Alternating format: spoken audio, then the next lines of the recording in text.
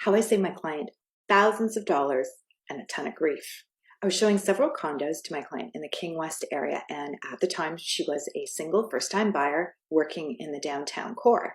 We really had a blast together. We were seeing beautiful units, but she really fell in love with this one suite, and I won't mention the building name or the street location. It was a pretty spectacular suite, and it checked all the right boxes. High ceilings, spacious floor plan, stunning finishes, and a fantastic view of the CN Tower. It also had a parking spot and a locker. The monthlies were reasonable, and it was priced really well. So it had only been on the market for a day or so, and I thought, this suite has to be sold conditionally, and the MLS just hasn't been updated.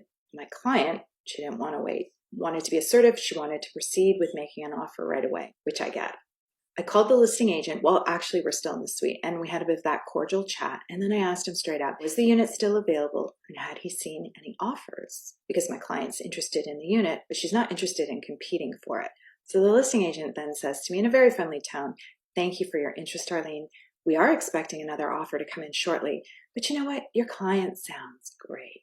And if she comes in firm at the full ask price, we won't shop the other offer." Firm.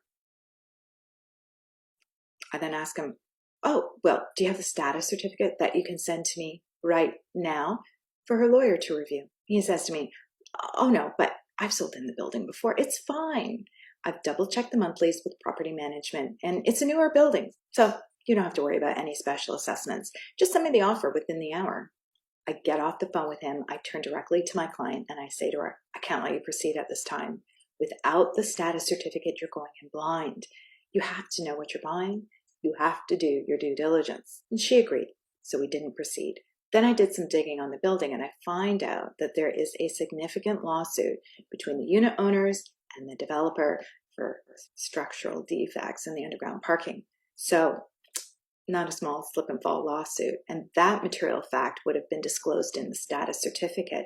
So any new buyer would have to assume a portion of those legal costs, the cost of remedy, and that could go on for years. Moral of the story, you have to fully understand what you're getting into when you sign on the dotted line.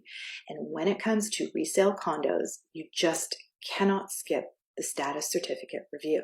Oh, and by the way, my client lived happily ever after in Midtown, and she isn't single anymore.